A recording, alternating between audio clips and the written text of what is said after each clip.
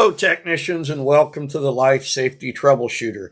My name is Gary, and before I begin, I would just like to say that I appreciate you watching and your support. Sorry I haven't gotten a new video up until now because, unfortunately, I was dealing with kidney stone, which can be quite painful, as some of you unfortunately may know. The other thing is I am going to be downsized. So this will be my only means of income besides my Social Security. So I'm hoping to make a go of this and hoping to get my tester out there. Not the Cobb box. That's yours. That's free. Very simple. 3 9-volt batteries, 250 ohm resistor. Put it in whatever box you want. 10 watt to 25 watt resistor. But my beat box, that's different. In the process of getting that patented, and I think you will very much like the Cobb box. It will greatly reduce your troubleshooting time and will allow you to find things you have never been able to find before. So, as I said, I'm being downsized, so your support would be appreciated. Like, share, subscribe to my channel. Thank you. So, what I'd like to talk to you today about is Nac circuits. Now, Nac circuits, they can come from a fire alarm control panel. You'd have up 1 to 4 usually on a conventional panel. Even some of the non-conventional addressable panels have onboard Nac circuits. A lot of Nac circuits these days we use are either on an RPS, remote power supply, or an FCPS, fire control power supply. So most of the FCPSs in the older days were 4 circuits. Some of the newer ones are now 6 and 7 circuits. And they're very, very complex because they've got dip switches for you to do anything with them. So let's just talk about a simple Nac circuit.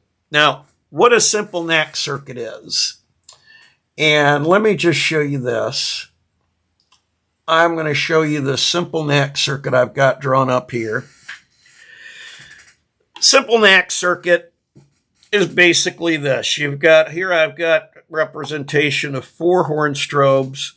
Each one has a diode because a Nac circuit has to be supervised just like any other part of the fire alarm. In order to do that, because these are power devices, they put diodes in them. So your supervisory power is actually the reverse polarity of your alarm power. Now, as you can see here, you'll see a double pole, double throw relay that basically in a quiescent state goes back to whatever supervisory circuit's being used in order to detect a short, an open, or a ground. So that in that position checks for your supervision of your circuitry. When the fire alarm goes off, it will draw that down, hook it up to 24 volt DC high current, usually between about 1 to 3 amps, and then fire off all your horns. So there's a couple things that happen with these, actually a few. You can open, you can short, you can ground, but the other thing that could happen is you could have a leaky diode too. Or somebody could have reversed a horn strobe out there unknowingly, which could cause a problem because it'll throw your impedance off. Now, the way you want to do this with a Cobb box is, number 1, remember, isolate it. So break your circuit, put your Cobb box on there, reverse polarity. So your positives go in the negative, and your negatives go into positive, which will emulate the circuitry. Now, give you an example, and all of you should know Ohm's law. Absolutely essential to be a technician. You got to know Ohm's law. You got to know how to use a meter.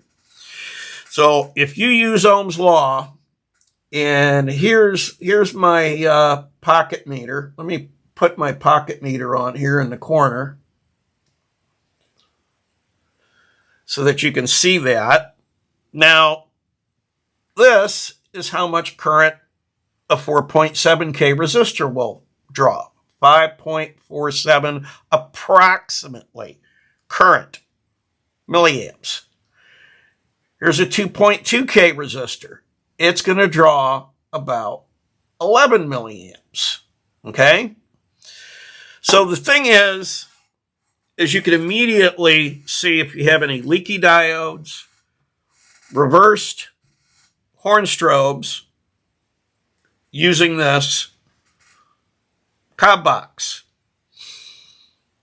So the other thing you can do is, if you know where the end of line resistor is, just to be absolutely sure, if you open up that end of line resistor and then read this, if you have any current draw out there, it's because you have a leaky diode. And I have had leaky diodes give me intermittent troubles on an Nac circuit. Now, when you have an older RPS or FCPS, one of the tricks I've used to find these problems is basically just a little car DVR, car dash cam. They're great. They're cheap. You can get a cheap one. You hook it up to the battery on the RPS temporarily. You point it at the LEDs.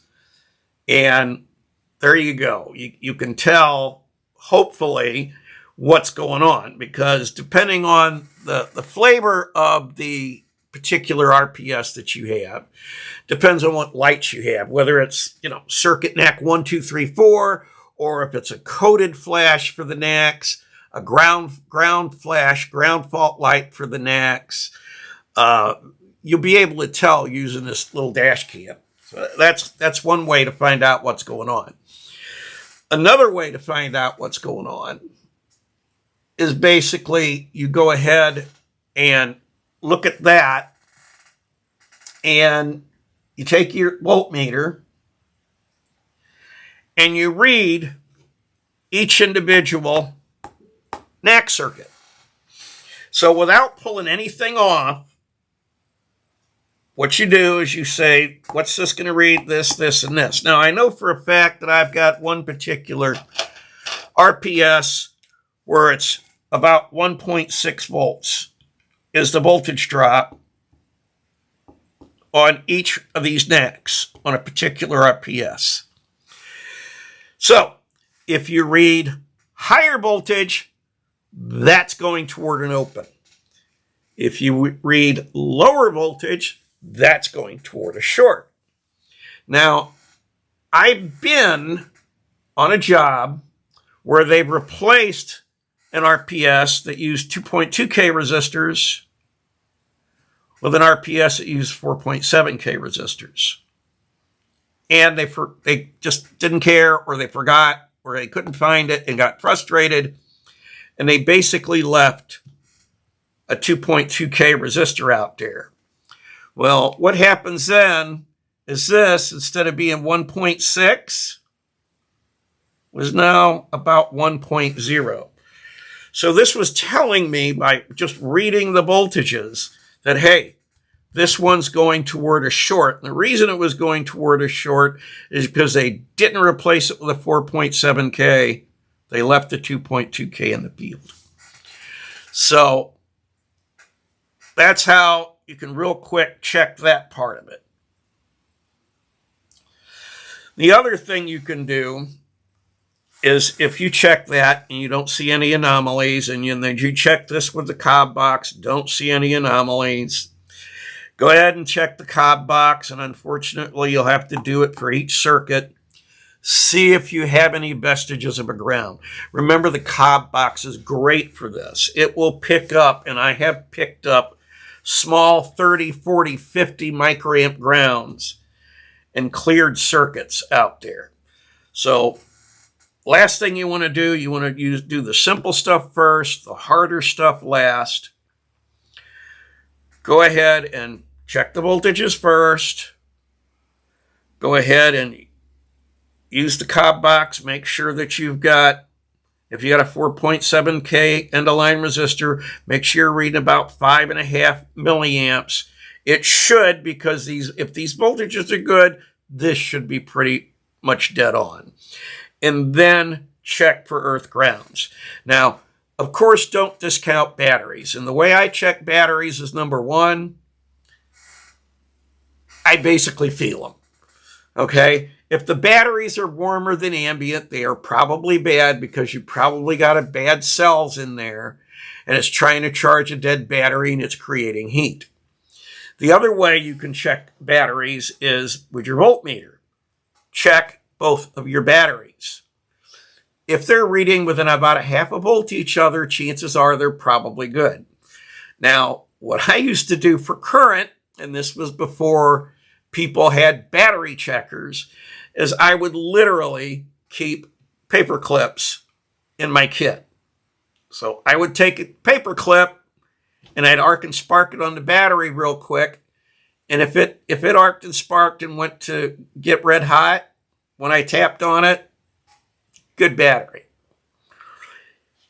Again, if you read voltage and it's within half volt of each other, probably good batteries. Because when you have a bad battery, you'll see a higher voltage on one battery and a lower voltage on the other battery. So always check that. And always, technicians, replace both the batteries.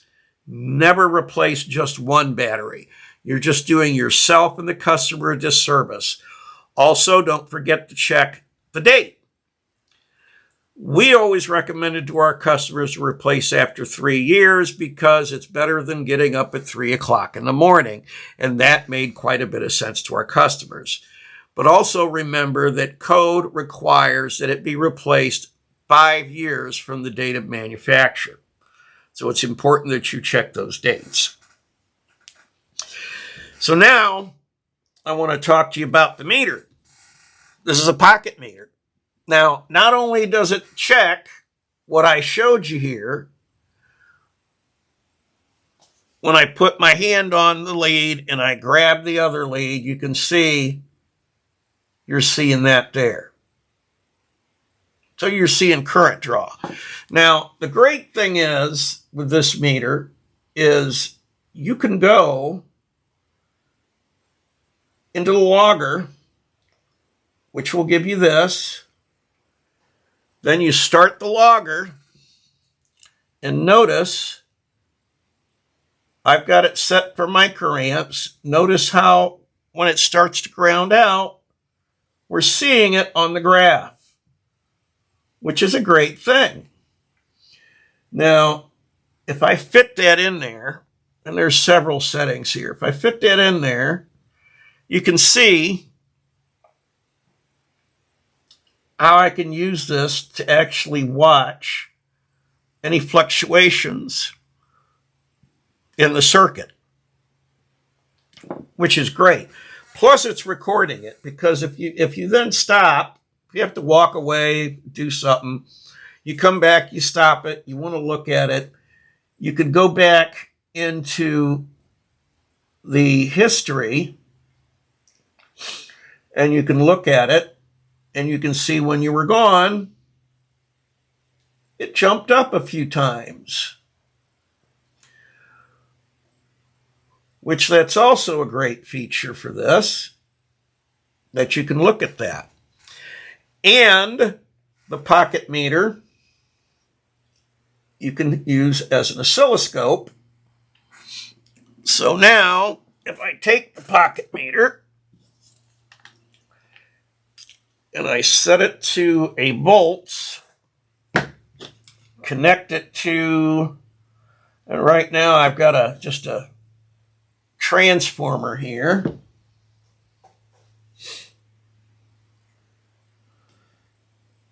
And we're going to do free run.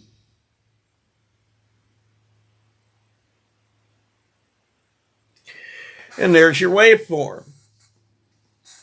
Now you could also go in here and input the frequency too. So now we can see I've got a waveform in here, AC waveform, 58.54 hertz. But the important thing about this is you can use this on an SLC loop.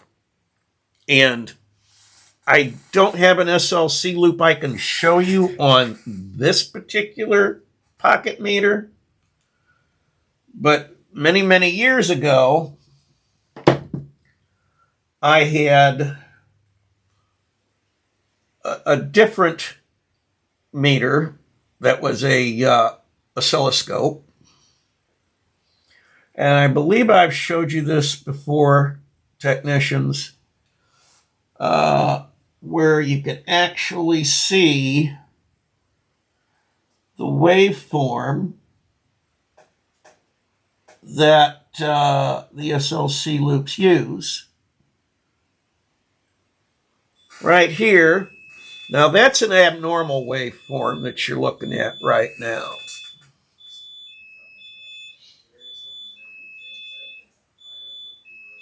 So what you're seeing there is a waveform that's due to a relay stripping out the zero voltage. Notice how it's not going to 0. It's going to 5, it's going to 24, not going to 0. So I was seeing this and knowing, and the other thing is, and remember that's a still picture there, what you'll see on this deal when you're looking at a oscilloscope, you'll see it strips out to 0. And on a good one, on a good reading, you will see more of this. So as you can see here, your voltage is less. It's got a bigger range because it's going from 13.3 to about 14.8 in there. And you could also see a little bit of the noise, but you could also see that it is reaching 0 potential. It is reaching 5 potential. It is reading 24 potential. So that's what you're normally going to see on a normal SLC. So I wanted to get that in because there was a little bit of confusion on some people about what does it look like, what does it do. Now this is on an old clip. This is on what's called a legacy panel. So this is clip. I haven't had a chance to put this on a flash scan or a light speed or whatever your particular vendor calls their fast format. The old format, of course, would only do 99 modules and 99 devices. The new one will do 158 devices and 158 modules because it's, quote, flash scan or light speed or whatever they decide to call it. So I'm going to leave it at that for this episode. If you have any ideas or any things you want me to discuss on here, let me know. I'm going to be discussing more things you can do with the cob box, with 2-wire smokes, and just different other things. So like, subscribe, share. By all means, please share this with everybody you know. I am going to getting into more complex things and some simple things like the Nac circuits so that hopefully I can benefit all of you. Thank you for watching.